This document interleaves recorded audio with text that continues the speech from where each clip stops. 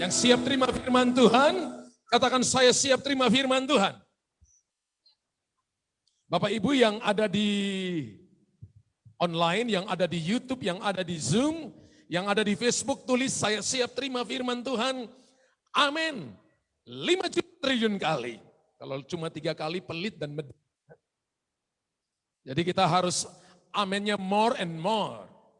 Puji Tuhan kita ada di bulan pertama dari bulan Juni, dan saya bersuka cita bersyukur kepada Tuhan, bahkan kembalikan segala pujian bagi nama Tuhan, bahwa gedung ibadah rumah Tuhan yang kita sudah bangun selama 6 tahun ini bisa kita pakai. Semua yang ada di depan ini sudah mulai berfungsi dengan baik. Mulai ini minggu ketiga kita pakai di tempat ini. Dalam kekurangan, enggak AC dulu, enggak ada lampu keringatan. Nah, sekarang sudah mulai ada pasang LED di depan. Semua lampu-lampu BIM dan semuanya, bahkan tie beam semuanya udah mulai dipasang dengan baik. Multimedia dan semuanya mulai berbenah. Dan puji Tuhan, ini kita ada di tempat ini, Bapak Ibu mulai merasakan bahwa ruangan ini dingin. Atau kurang dingin, kalau kurang dingin nanti ditambahin. Dingin, oke. Puji Tuhan, yang onsite-nya, yang online pasti setel suhunya di masing-masing. Puji Tuhan Bapak Ibu, pagi hari ini saya akan bicara tentang sebuah tema yang bagi saya menarik tapi nggak mudah untuk dilakukan. Setiap masalah pasti ada jalan keluarnya. Dari cara Bapak Ibu lihat saya, cara Bapak Ibu duduk, masalahnya banyak. Tapi tidak semua orang melihat jalan keluar dari masalahnya. Ada yang mengakhirinya dengan kepahitan, ada yang mengakhirinya dengan penolakan, ada yang mengakhirinya dengan terpecahnya sebuah hubungan yang selama ini dibangun dengan baik. Ada yang mengakhirinya dengan perceraian, ada yang mengakhirinya dengan bunuh diri, ada yang mengakhirinya dengan menyakiti dirinya sendiri. Cara orang menyelesaikan masalah macam-macam. Tapi saya cuma tahu satu hal, bahwa setiap masalah pasti ada jalan keluarnya. Setiap masalah Tuhan telah menyediakan jalan keluarnya. Haleluya. Amin. Boleh tepuk tangan dulu bagi Tuhan. Kenapa sampai seperti itu? Karena Tuhan Yesus meyakinkan kepada kita di dalam 1 Korintus 10 ayat yang ke-13. 1 Korintus 10 ayat yang ke-13, Alkitab berkata bahwa pencobaan yang kamu alami adalah pencobaan biasa. Tidak dikatakan luar biasa, enggak ada ayatnya di sini.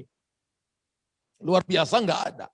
Yang ada pencobaan-pencobaan yang kamu alami ialah pencobaan biasa.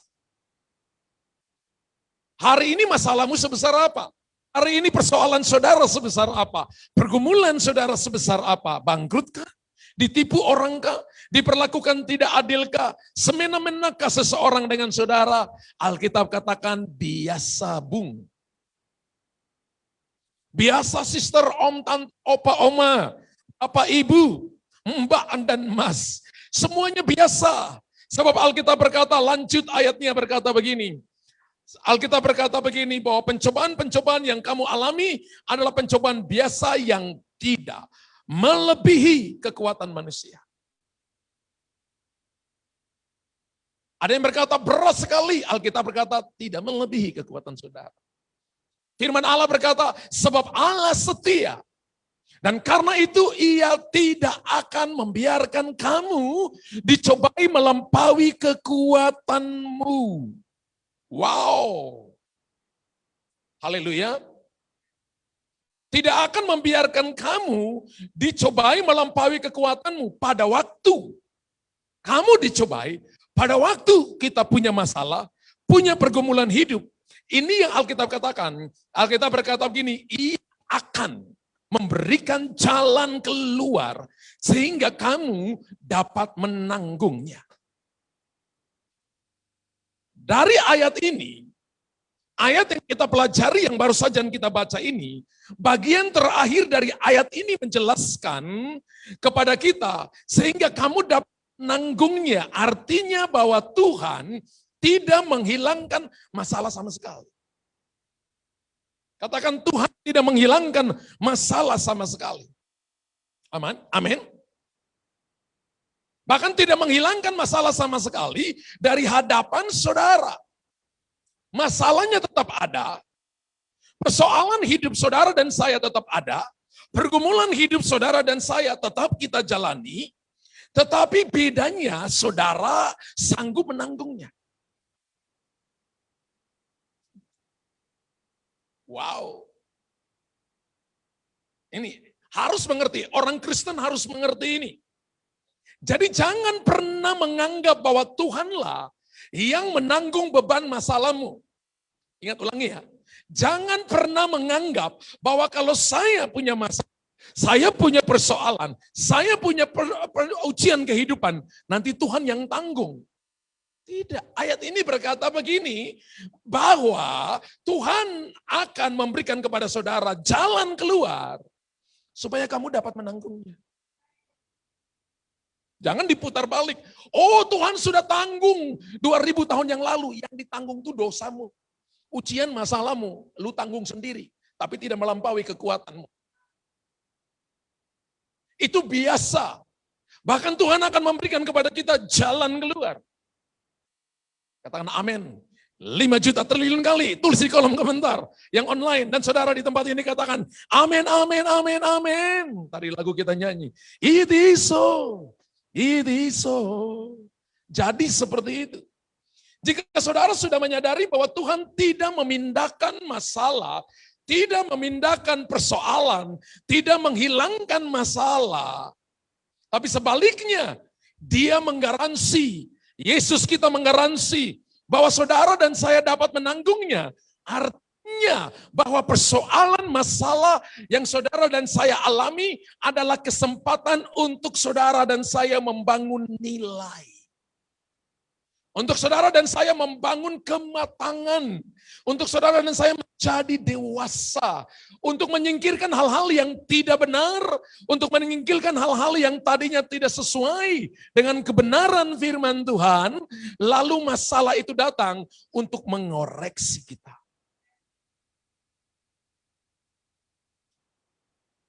Mari kita kalkulasi. Hitung-hitungan. Mari coba kita kalkulasi.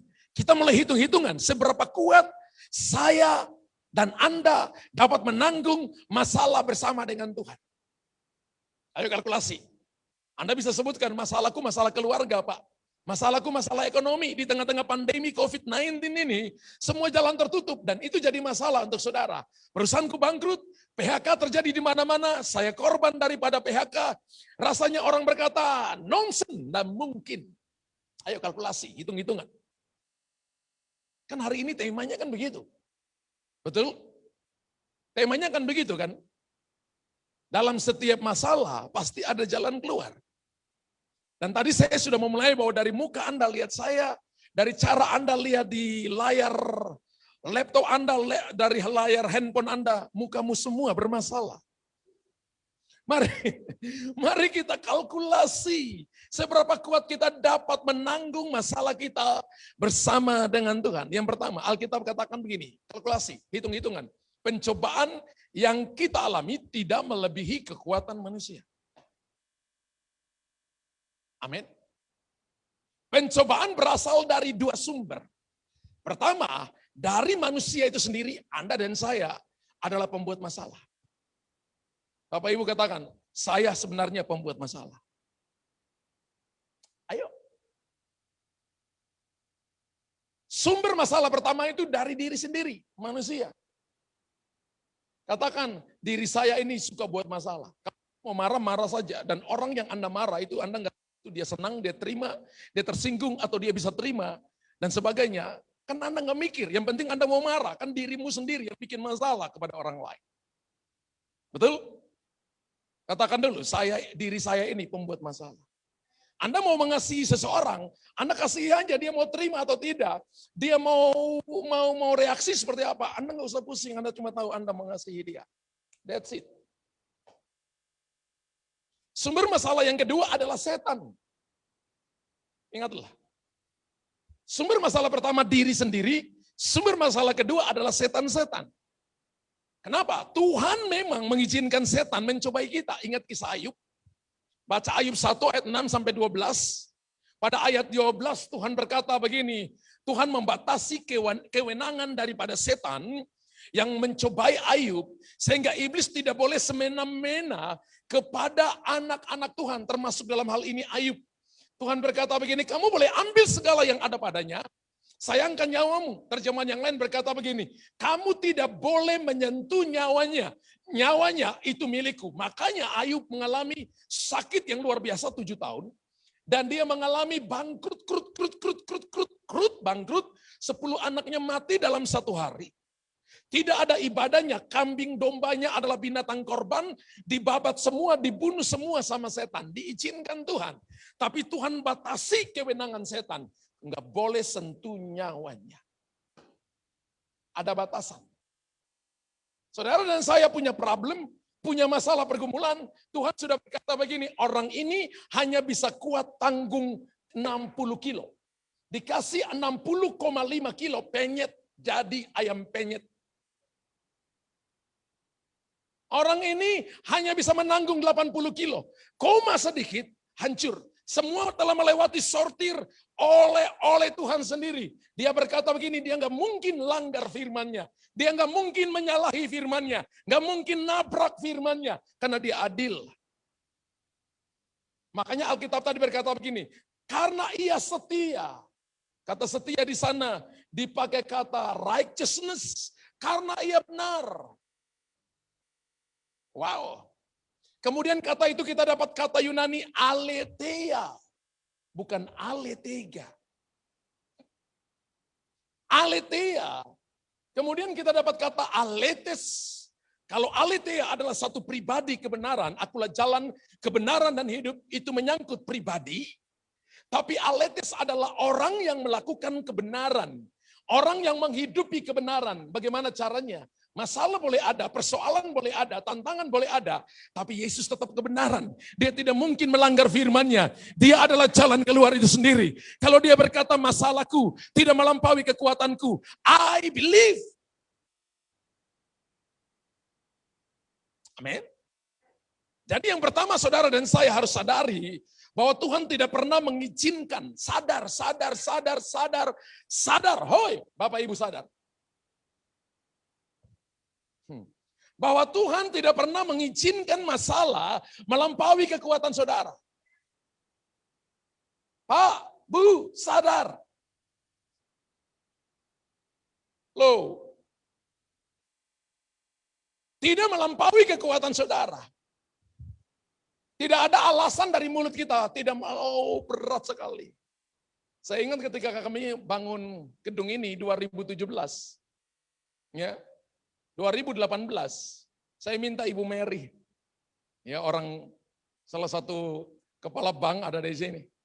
Saya bilang Ibu Mary tolong kirim anak-anak appraisal tanah ini, kami mau jual tanah ini. Betul Ibu Mary? Kenapa? Karena orang pergi dengan duit, rasanya gedung ini udah mau bangun tiba-tiba roboh, dicabut semua tiang-tiang pancangnya, besi-besinya semua diambil, dijual dan sebagainya. Saya dalam sebuah tingkatan, setan bilang begini, kamu nggak punya urapan untuk membangun. Saya pernah khotbah tentang urapan mengumpulkan dimiliki oleh Daud, tapi Daud nggak punya urapan membangun. Salomo punya dua-duanya, urapan mengumpulkan dan juga urapan membangun. Setan intimidasi saya dengan khotbah saya itu. Setan bilang, ini kamu nggak punya urapan membangun, jual saja tanah itu. Lalu saya diam di hadapan Tuhan. Saya dengar satu kalimat yang sederhana. Peperangan ini bukan milikmu, tapi milikku. Berdirilah dan kamu akan menontonnya. Dan itu ada ayatnya. Tuhan bilang untuk Yosafat.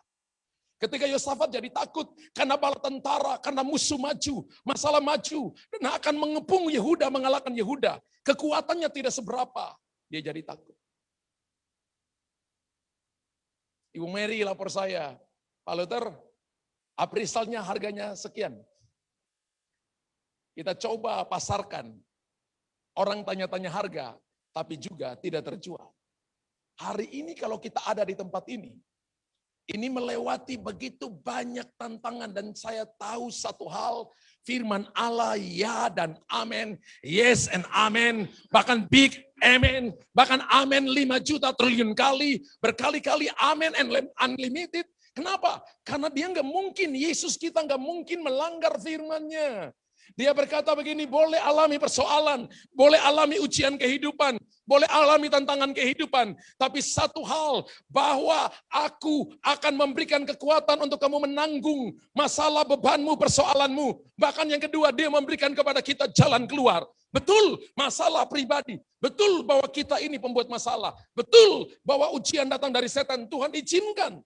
Tapi ingat baik-baik, Tuhan membatasi kewenangan daripada setan juga.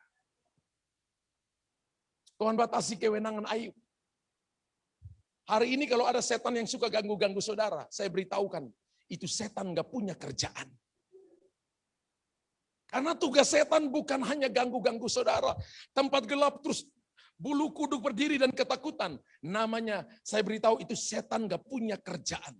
Tugas setan ada di muka bumi ini adalah ingin mencuri Kristus, urapan, membawa saudara menyimpang daripada firman Allah, membuat Anda binasa. Kalau cuma ganggu-ganggu, itu setan nganggur.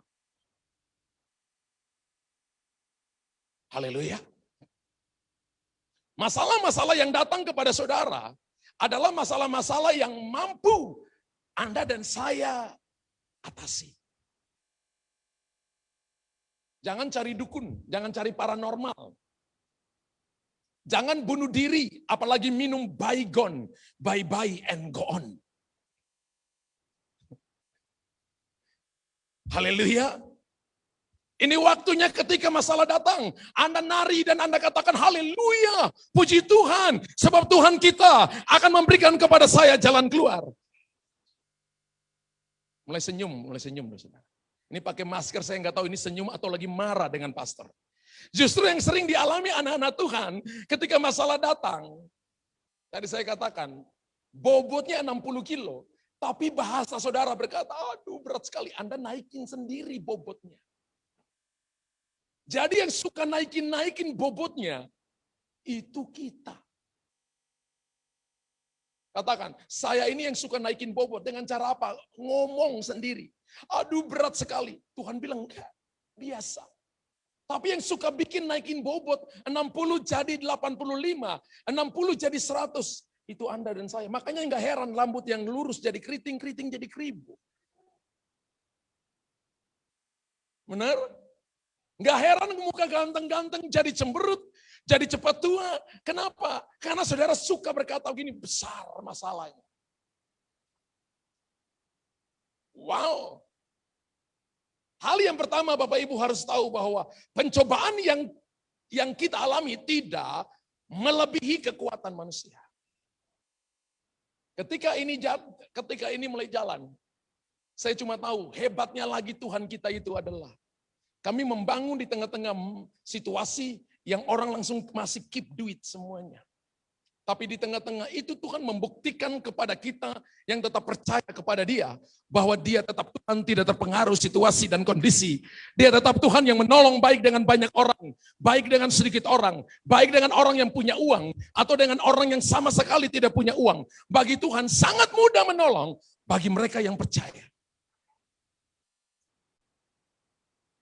Jangan membangun sesuatu karena apa yang saudara dan saya punya. Saya beritahukan semua yang kita miliki ketika dibawa ke kaki Tuhan, maka saya tunjukkan satu garis. Namanya garis minus. Tapi kalau Bapak dan Ibu punya garis vertikal, maka yang minus ini akan jadi plus. Salib Yerusalem itu tandanya plus. Artinya dengan Tuhan, more than enough. Lebih daripada cukup. Dia akan memenuhi saudara abundantly. Melimpah ruah. Kalau ini cuma melimpah, tapi bukan ruah. Kalau ini penuh, tapi tidak meluber. Ini pas-pasan. Ada orang Kristen yang diberkati pas-pasan. Bangga, hebat, gak mau kenal Tuhan. Tapi Tuhan gak mau cuma saudara dan saya sampai di sini. Tuhan mau saudara dan saya abundantly. Melimpah ruah. Katakan, saya harus melimpah ruah. Yang kedua, Tuhan setia pada janjinya. Katakan Yesus setia pada janjinya. Ada orang yang tidak setia dengan janjinya. Tapi Tuhan kita adalah Tuhan yang setia. Kata setia di situ yang saya katakan tadi adalah righteousness, kebenaran. Kata setia di situ adalah sebuah kebenaran. Kebenaran adalah satu pribadi. Dan Tuhan tidak mungkin menyangkal dirinya sendiri. 1 Korintus pasal yang kedua ayat 11-12. Ketika kamu tidak setia, dia tetap setia. Karena dia tidak dapat menyangkal dirinya sendiri. Kesetiaan Tuhan Yesus sudah dibuktikan dengan menyerahkan nyawanya kepada Anda dan saya demi dosa-dosa kita. Itu yang dia tanggung. Amin. Itu yang dia tanggung. Filipi pasal 2 ayat yang ke-8 menegaskan hal ini. Dan dalam keadaan sebagai manusia, ia telah merendahkan dirinya dan taat sampai mati, bahkan sampai mati di kayu salib. Ada orang taat tapi ketika ditekan kemudian dia balik dan balas menyerang tuannya. Tapi Yesus tidak. Dia datang kepada ciptaannya dan ciptaannya membunuh dia, memakukan dia kepada kayu yang dia ciptakan itu di awal penciptaan. Dan Alkitab katakan begini, dia datang merendahkan diri. Amin. Dia datang mengambil rupa seorang hamba. Hamba di sini bukan hamba yang dapat dipercaya. Hamba di sini bukan hamba upahan, tapi hamba di sini adalah doulos. Doulos itu adalah hamba yang punya pikiran, tapi nggak punya kehendak, nggak punya kemauan. Kemauan dia ditawan oleh tuannya. Ketika Bapak Ibu ikut Tuhan, maka hal yang hilang dari Bapak Ibu adalah kehendak. Bukan lagi mau-maunya kita, tapi maunya Tuhan. Ketika Bapak Ibu sampai di tingkatan ini, maka kita bisa menghandle masalah, bahkan menang di atas masalah. Problemnya adalah orang selalu berkata, lu nggak tahu gua siapa. Maka ketika ada Anda dengar orang itu berkata, lu nggak tahu gua siapa, maka yang ngomong itu juga nggak tahu dia siapa, berarti dia gila.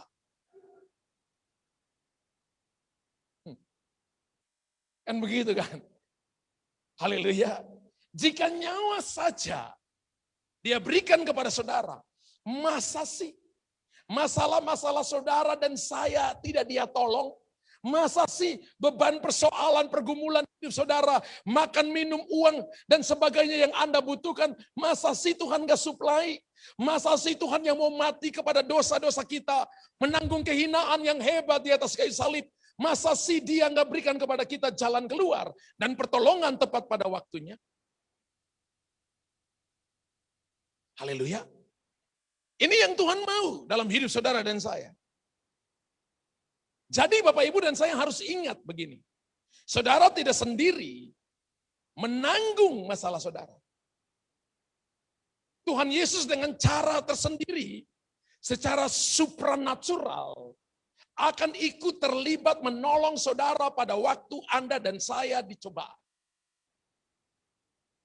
Amin. Makanya Alkitab berkata tidak terlambat, tidak terlalu cepat. Tidak terlambat dan tidak terlalu cepat. Jadi saudara, dia harus bekerja. Saudara dan saya harus menjadi adimitranya Tuhan.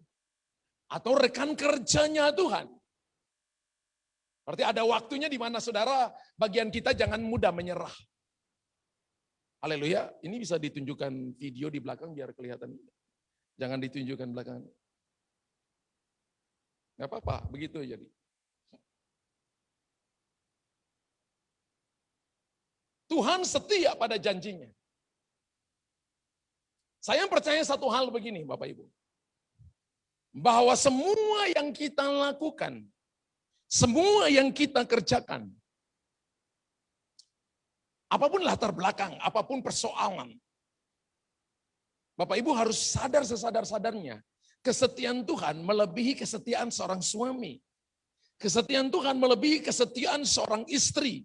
Kesetiaan Tuhan melebihi kesetiaan seorang orang tua kepada anaknya. Kenapa? Karena dia omnipresence. Dia Immanuel. Dan Alkitab berkata begini, tidak terlambat pertolongannya.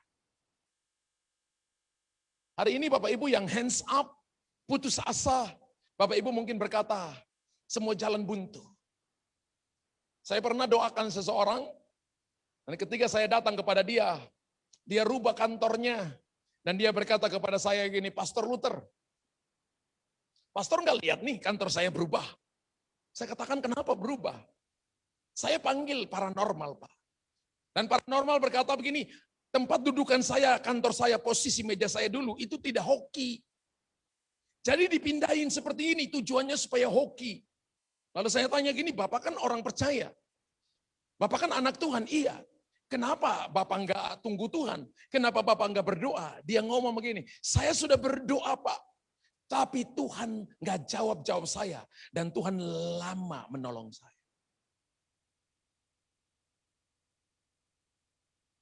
Lalu saya kasih dia ayat firman Tuhan. Dia tidak pernah terlambat. Dia juga tidak terlalu cepat. Tapi dia tepat pada waktunya. Orang ini nggak sadar bahwa segala persoalan yang dia alami, segala masalah yang dia alami, dia nggak sadar bahwa Tuhan akan menolong dia dan memberikan kepadanya jalan keluar supaya dia dapat menanggungnya, bukan dia cari jalan yang lain. Kesetiaan Tuhan akan membuat kita mengerti kebenaran. Menanti itu adalah salah satu karakter daripada Tuhan. Yesaya 40 ayat 31 kan bahasa Yunani menanti-nantikan itu adalah kafah. Kafah itu seperti gini Bapak Ibu.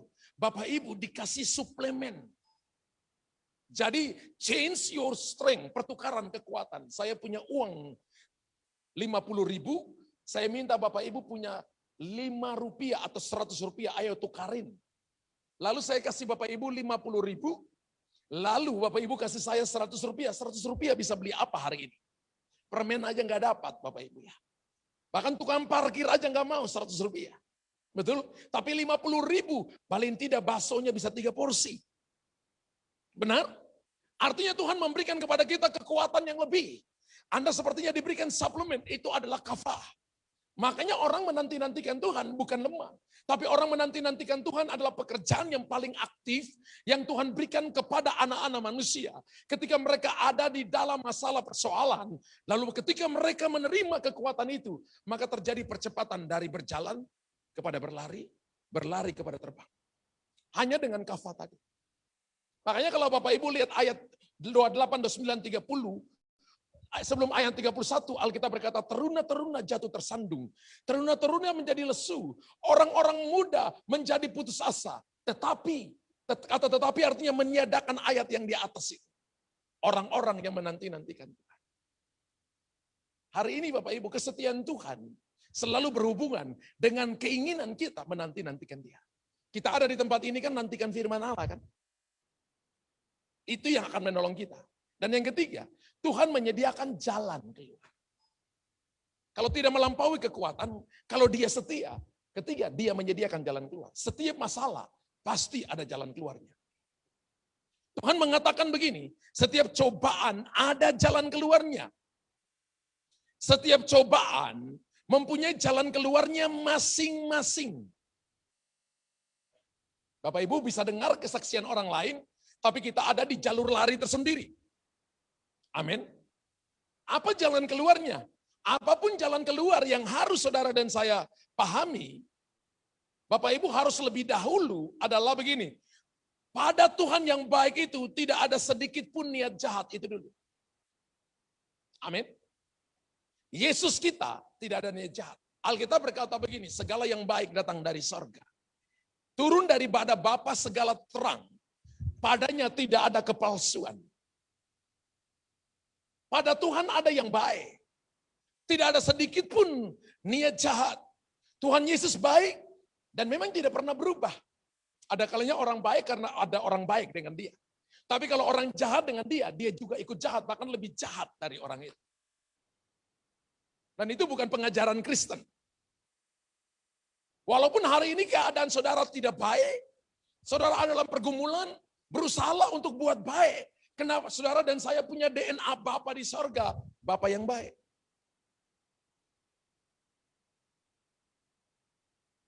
Keadaan kita mungkin tidak baik, beban berat, alami sangat berat, masalah, sakit penyakit. Jangan pernah berkata Yesus telah melakukan yang tidak baik pada saya. Atau Tuhan tidak adil. Kenapa dia baik-baik, tapi kenapa saya seperti ini? Kenapa saya ikut Tuhan sungguh-sungguh, dia kok main-main, dia baik-baik saja, saya dalam penderitaan. No. Haleluya. Jalan keluar yang Tuhan berikan, itu selalu membutuhkan kerinduan saudara dan saya. Karena Tuhan yang paling tahu kebutuhan kita. Berapa banyak yang mau lihat jalan keluar dari Tuhan? Kan punya masalah semua kan? Haleluya. Jalan keluar yang Tuhan berikan, menurut Alkitab ada bermacam-macam sih. Tapi ada beberapa hal yang ingin saya tunjukkan kepada saudara. Alkitab berkata begini, melampaui apa yang saudara minta dan pikirkan. Efesus 3 ayat yang ke-20. Selalu jalan keluar dari Tuhan melampaui apa yang bisa saudara pikirkan. Bagi dialah yang dapat melakukan jauh lebih banyak daripada yang kita doakan atau pikirkan, seperti yang ternyata dari kuasa yang bekerja dalam kita. Dia melakukan jauh lebih banyak daripada doa kita. Sama seperti yang saudara minta, itu jalan keluarnya. Menurut Matius pasal yang ke-7, ayat 7-8, mintalah maka akan diberikan kepadamu. Carilah maka kamu akan mendapat. Ketoklah maka pintu akan dibukakan bagimu. Tuhan akan berikan jalan keluar sama seperti yang kita minta. Menurut Matius 7 ayat 7-8. Alkitab katakan minta maka akan diberikan kepadamu. Minta jodoh ya dikasih jodoh. Minta duit ya dikasih duit. Minta pekerjaan dikasih pekerjaan. Ya, itu jalan keluar yang Tuhan berikan. Haleluya. Bahkan ada bagian begini. Tapi tidak seperti yang saudara minta, seperti yang Paulus telah minta 3 kali, bahwa biarlah pengecoh, roh jahat ini tinggalkan saya. Tuhan gak jawab. Tuhan bilang justru dalam kelemahanmu lah kuasa Allah menjadi sempurna. Itu jalan keluar terbaik. Jadi jawaban dari Tuhan, entah itu baik menurut saudara atau tidak baik menurut Anda juga, maka bagi Tuhan itu yang terbaik. Paulus minta loh, siap dia bangkitkan orang mati, lumpuh berjalan. Tapi ketika pengecoh iblis itu dia berdoa 3 kali, Tuhan bilang cukup kasih karunia. Justru dalam kelemahan, justru dalam masalah, ujian, kamu tetap mengandalkan aku. Dalam 2 Korintus 12 ayat 8-9. Tentang hal itu aku sudah 3 kali berseru kepada Tuhan. Supaya utusan iblis itu mundur daripadaku. Tetapi jawab Tuhan kepadaku, cukuplah kasih karuniaku bagimu. Sebab justru dalam kelemahanmu lah kuasaku menjadi sempurna. Jika saudara ingin jalan keluar dari Tuhan, maka saudara jangan keluar dari track, keluar dari orbitnya Tuhan. Katakan amin. Misalnya ini, saya mau lihat Tuhan jawab dalam bisnis saya, dalam pekerjaan saya. Setia ikut Tuhan, rajin ibadah, rajin doa. Tetap mengampuni, tetap mengasihi. Orang mungkin bawa pulang, bawa lari uang saudara. Ya, saya ngampuni ketika pembangunan ini, ngampuni begitu banyak orang. Ya, yang terakhir itu pagar kita di bawah, Bapak Ibu belum selesai. Itu pagarnya, kami gereja udah bayar 99,99%. Baru tinggal 0,1% lunas. Bayangkan Bapak Ibu. Dan dibayarnya sudah mulai September tahun lalu. Orang minta kita kasih, kita kasih, kita kasih. Ketika mau pasang pagar, minta duit. Uang ini belum ada satupun yang terpasang. Udah minta duit. Saya WhatsApp dia, saya bilang ini, Pak, kami udah kasih uang ke Bapak. Kalau itu bisa diputar jadikan modal. Itu Bapak sudah punya usaha kecil-kecilan. Karena itu banyak dengan gronteng air di bawah. Alasan begini, alasan kita kasih. Terakhir, untuk bawa pagar ke sini aja, masih tetap minta uang, dengan uang itu tinggal 0,1%. Lalu saya WhatsApp dia, saya katakan begini, harusnya Bapak punya kerelaan. Bapak sedang bangun rumah Tuhan, ini anak Tuhan juga katanya orang Kristen. Ketika dibangun, sudah dibangun, alasan karena ini, ujung-ujungnya minta duit juga. Sehingga akhirnya tim saya katakan jangan pakai. Orang ini ujung-ujungnya minta uang. Ketika saya suruh untuk tim quality quality untuk menyelidikinya. Barang-barangnya istilahnya banci kebanyakan. Jadi besinya bukan besi yang sesuai dengan permintaan kita. Saya katakan begini, udah. Dan saya WhatsApp dia, saya katakan begini, Pak, saya ngampuni Bapak. Ini uangnya Tuhan. Bapak harus tahu, ini uangnya Tuhan. Gak enak. Itu uang untuk pagar dan sebagainya. Itu. Seberapa pun jumlahnya, itu uangnya Tuhan. Saya tetap dalam tracknya Tuhan. Mengampuni kan Tuhan suruh. Amin. Melupakan Tuhan suruh. Sudah enggak apa-apa. Dia tutup keran sorga. Keran sorga kita tetap terbuka. Bahkan meluber berkali-kali. Tetap andalkan Tuhan. Jangan menyerah. Sebab dia sedang bekerja buat kita every minutes, every day. Bapak Ibu jangan pernah putus asa. Orang putus asa itu sudah tidak mau lagi doa, nggak mau lagi ibadah, nggak mau lagi ketemu dengan anak-anak Tuhan, nggak mau lagi cari Tuhan sungguh-sungguh, itu tanda bahwa Anda putus asa.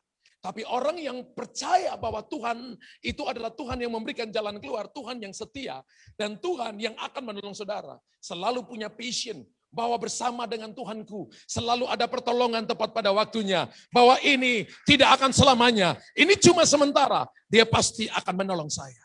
Yang percaya, katakan saya diberkati hari ini.